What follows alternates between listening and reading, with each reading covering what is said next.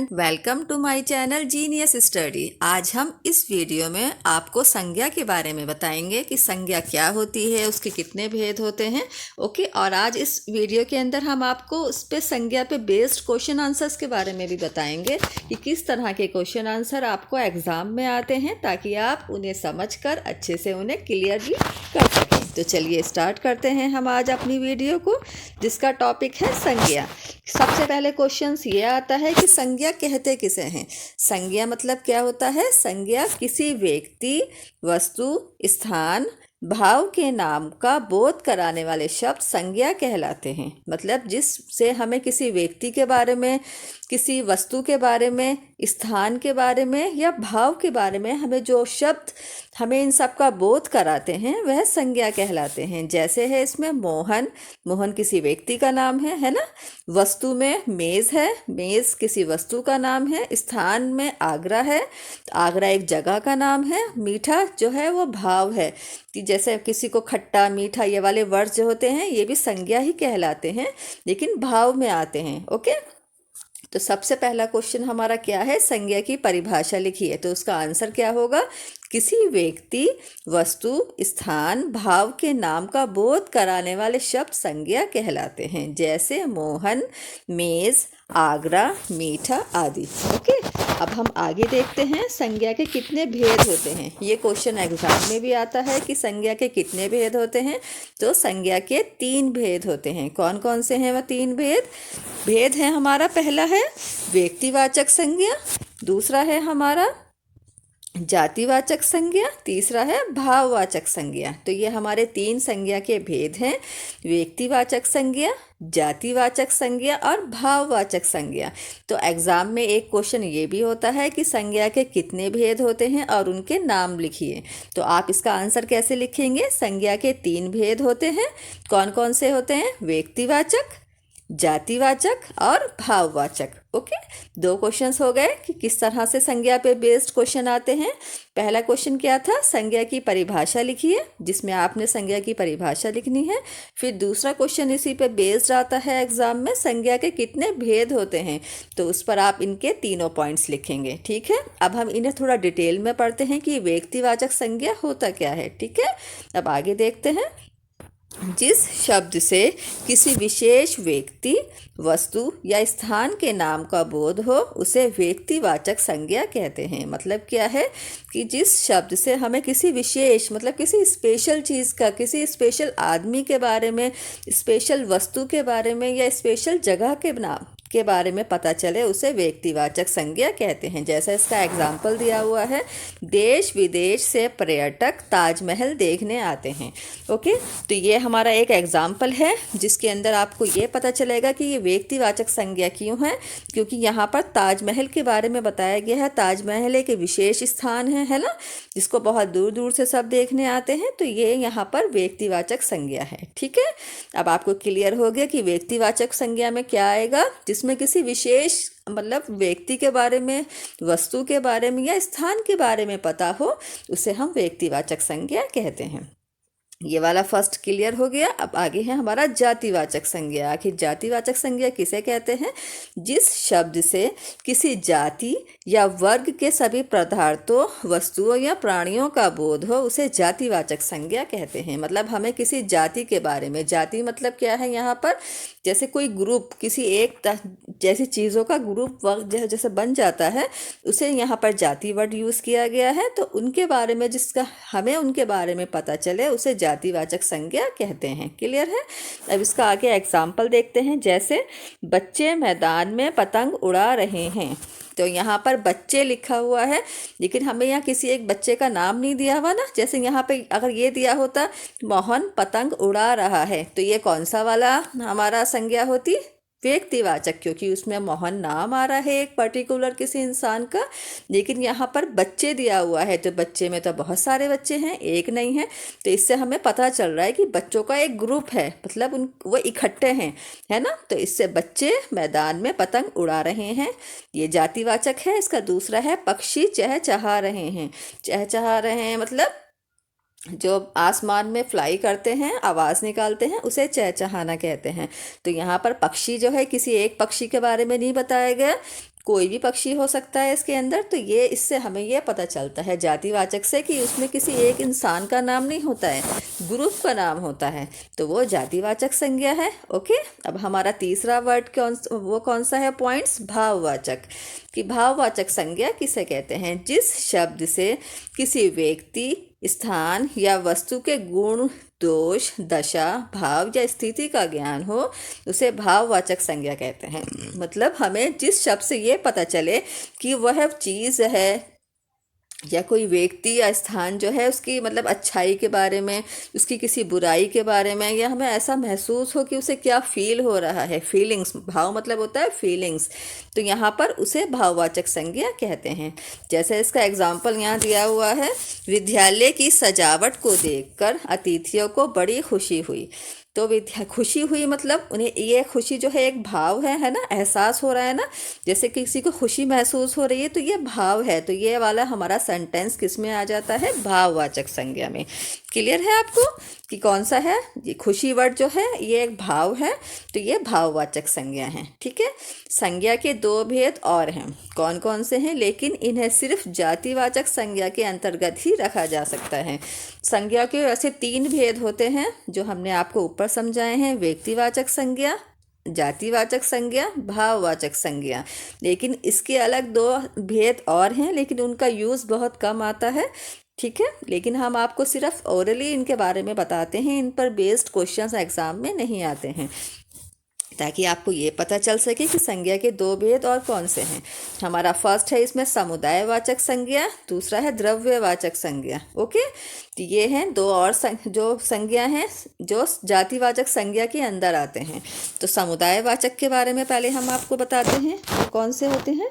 समुदायवाचक संज्ञा होती हैं जिस शब्द से किसी समूह या समुदाय का बोध होता हो, उसे समुदायवाचक संज्ञा कहते हैं। समुदाय मतलब होता है एक ग्रुप, जिस शब्द से हमें किसी के ग्रुप का पता चलता हो, जैसे बहुत सारे लोग एक जगह इकट्ठे हैं तो वो झुंड है जैसे किसी चीज़ का, या भीड़ है, तो जैसे ग्रुप हो जाता है जिससे हमें ये पता चल जाए कि ये ग्रुप है, वो वाला वर्ड समुदायवाचक कहलाता है। जैसे इसका एग्जाम्पल है, हमने जंगल में हिरणों का झुंड देखा। झुंड जो है वो एक समूह को कहा जाता है, हिरण यहाँ पे हिरणों का झुंड है तो समूह है, मतलब इससे हमें पता चल रहा है ये समुदायवाचक है ना। समुदाय मतलब क्या होता है, इकट्ठा होना, ग्रुप होना। इसका एग्जाम्पल भी बहुत ईजी है, हमने जंगल में हिरणों का झुंड देखा। अब हाँ, हमारा दूसरा है द्रव्यवाचक, जिस संज्ञा शब्द से किसी द्रव्य, पदार्थ अथवा धातु का बोध हो, उसे द्रव्यवाचक संज्ञा कहते हैं। जैसे गेहूँ, सोना, चांदी, अगर ये वाले वर्ड हमारे सेंटेंस में आ रहे हैं तो हम इनको द्रव्यवाचक संज्ञा की कैटेगरी में डालेंगे। जैसे इसका एग्जाम्पल दिया गया है, मेहमानों को चांदी के बर्तन में खाना परोसा गया। तो चांदी जो है वो द्रव्यवाचक है, तो ये द्रव्यवाचक संज्ञा की कैटेगरी में जाएगा। ओके, ये जो समुदायवाचक और द्रव्यवाचक हमने आपको बताए हैं, या ये बहुत ज़्यादा मतलब ओरली ही आप इन्हें लर्न कर सकते हैं, एग्जाम में इन पर बेस्ड क्वेश्चंस नहीं आते हैं। ओके, अब आगे देख लेते हैं भाववाचक संज्ञाएं बनाना, कि भाववाचक संज्ञाएं किस तरह से बनाई जाती हैं। भाववाचक संज्ञाएं 4 प्रकार के शब्दों से बनती हैं। कौन कौन से, पहला है जातिवाचक संज्ञाओं से, दूसरा है सर्वनाम से, तीसरा है विशेषणों से, चौथा है क्रियाओं से। इन पर बेस्ड भी हमारा क्वेश्चन आ जाता है एग्जाम में, जिसको हम आपको समझाते हैं कि अगर इस टाइप के क्वेश्चन आएँ तो आप उन्हें किस तरह से करें। पहला है जातिवाचक संज्ञा से भाववाचक में कन्वर्ट करना। ठीक है, मित्र का क्या बन जाएगा इसके अंदर, मित्रता, और मानव का बन जाएगा मानवता, बच्चा का बचपन, लड़का का लड़कपन। तो इनको इस तरह से कन्वर्ट किया जाता है। जाति मतलब क्या है, ग्रुप, और भाव मतलब है फीलिंग्स, तो उनको फीलिंग्स में कन्वर्ट करना है, तो ये इस तरह से कन्वर्ट किए जाते हैं। अगला है सर्वनामों से भाववाचक बनाने के लिए अगर कहेंगे तो कैसे करेंगे। जैसे दिया हुआ है आपका क्या हो जाएगा, आपा, अपना का क्या हो जाएगा, अपनापन। ठीक है, इस तरह से आप इन्हें कन्वर्ट करेंगे। विशेषण दिए गए हों अगर तो उसे कैसे कन्वर्ट करेंगे भाववाचक में। मोटा का क्या हो जाएगा, मोटाई भी लिख सकते हैं और मोटापा भी, दोनों ही करेक्ट होंगे। दूसरा है अच्छा, अच्छा का क्या बन जाएगा, अच्छाई। मीठा का मिठाई, खटास का खट्टा का खटास। तो ये इस तरह से वर्ड भाववाचक में कन्वर्ट हो जाते हैं।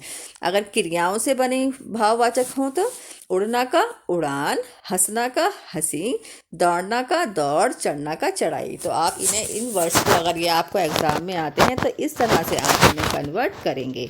ये तो हो गई हमारी एक्सरसाइज की संज्ञा होती क्या है, उसके कितने भेद होते हैं और कौन कौन से भेद होते हैं। अब हम इन पर बेस्ड इनके जो क्वेश्चन आंसर आ जाते हैं एग्ज़ाम के अंदर, उनके बारे में पढ़ेंगे। अभ्यास, ठीक है। यहाँ पर 3 लाइंस में एक छोटा सा पैराग्राफ दिया गया है जिसमें ये क्वेश्चंस दिए हैं, हमें उन्हें सॉल्व करना है। ठीक है, पहले हम पैराग्राफ पढ़ते हैं। मोहन और सोहन दिल्ली में रहते हैं। वह एक ही कक्षा में पढ़ते हैं, दोनों में दोस्ती है और एक साथ साइकिल चलाकर स्कूल जाते हैं। तो ये एक छोटा सा पैराग्राफ है जिस पर बेस्ड क्वेश्चन इस तरह से भी आ जाता है कि इसमें व्यक्ति बताइए कौन है, वस्तु क्या है, स्थान क्या है और भाव क्या है। तो व्यक्ति में मतलब हम क्या लिखेंगे, नाम। तो इसमें नाम क्या क्या दिए गए हैं, एक तो मोहन है, सोहन है, दिल्ली भी नाम है, और कक्षा ये भी एक नाम है, और साइकिल, साइकिल तो वस्तु में आएगा, स्कूल वो स्थान में आएगा। ठीक है, तो ये वाले वर्ड्स हमने व्यक्ति में लिखे। वस्तु क्या है इसके अंदर, साइकिल, तो साइकिल को हमने वस्तु में डाला। स्थान क्या है, दिल्ली और स्कूल, और भाव क्या है उनका, दोस्ती। तो ये इस तरह से आपको चूज़ करने के लिए दिए जा सकते हैं एग्ज़ाम में क्वेश्चंस कि आप बताइए इनमें से व्यक्तिवाचक क्या है, मतलब व्यक्ति क्या है, इसमें वस्तु क्या है, स्थान क्या है और भाव क्या है। तो आप इनको इस तरह से क्लियर कर सकते हैं। इस पर बेस्ड, जो संज्ञा पर बेस्ड जो दूसरा क्वेश्चन आता है एग्ज़ाम में, वह इस तरह से आता है। निम्नलिखित वाक्यों में से संज्ञा शब्दों पर गोला लगाइए। कि हमें ये बताना है कि जो सेंटेंस, जो वाक्य दिया गया है उसमें से संज्ञा शब्द कौन सा है। तो पहला हम पढ़ते हैं, गंगा एक पवित्र नदी है। तो इसमें गंगा जो है वह एक नदी का नाम है, और नदी जो है वो रिवर है ना। तो ये दोनों ही वर्ड हमारे संज्ञा हैं, तो इन पर हमने सर्कल करा। दूसरा है, ताजमहल आगरा में स्थित है। तो ताजमहल जो है एक जगह का नाम है और वो कहाँ पर स्थित है, आगरा में। तो इन दोनों वर्ड्स पर हमने इस गोला लगाया। शेर जंगल का राजा है। शेर जो है एक एनिमल का नाम है, जंगल एक जगह का नाम है, तो दोनों पे सर्कल लगाया। मैं किताब पढ़ती हूँ। तो इसमें किताब जो है वो एक वस्तु है ना, तो उसके ऊपर सर्कल लगाया। तो जो आपको संज्ञा पर बेस्ड क्वेश्चन आते हैं वो इसमें गोला लगाने के होते हैं या अंडरलाइन करने के। तो वो आप इस तरह से उन्हें अंडरलाइन कर सकते हैं वर्ड्स को देखकर कि इसमें क्या वर्ड फेमस है क्या नहीं है, तो आप इनको कर सकते हैं। ठीक है, अब इस पर बेस्ड हमारा तीसरा क्वेश्चन है, दिए गए शब्दों को भाववाचक संज्ञा में बदलें। ये वाला क्वेश्चन एग्जाम में ज़रूर आता है कि शब्दों को भाववाचक संज्ञा में किस तरह से बदलना है। जैसे हमारा दिया है, भला का भलाई, गरीब का गरीबी, बूढ़ा का बुढ़ापा, सुंदर का सुंदरता, मित्र का मित्रता। तो इस तरह से ये कन्वर्ट करने के लिए भी आते हैं जिन्हें हम आप इस तरह से कन्वर्ट कर सकते हैं। तो ये हमारी जो वीडियो है यहीं कंप्लीट होती है। संज्ञा के ऊपर आपको अगर कोई भी क्वेश्चन आता है तो आप उसको ईजिली कर सकते हैं अगर आपको ये वीडियो समझ आ गई है तो। सबसे फर्स्ट क्वेश्चन कौन सा बताया जो एग्ज़ाम में आता है कि संज्ञा की परिभाषा बताइए। तो आप उसमें संज्ञा की परिभाषा लिख सकते हैं कि किसी व्यक्ति, वस्तु या स्थान या भाव के नाम का बोध कराने वाले शब्द संज्ञा कहलाते हैं। दूसरा क्वेश्चन इसमें आता है, संज्ञा के कितने भेद होते हैं, तो इनके नाम बताइए। तो आप उनके नाम लिख सकते हैं कि संज्ञा के 3 भेद होते हैं। कौन कौन से होते हैं? व्यक्तिवाचक संज्ञा, जातिवाचक संज्ञा, भाववाचक संज्ञा। इसी पे बेस्ड तीसरा क्वेश्चन आता है कि शब्दों को भाववाचक संज्ञा में कन्वर्ट करना है, बदलना है, तो आप इस तरह से कर सकते हैं।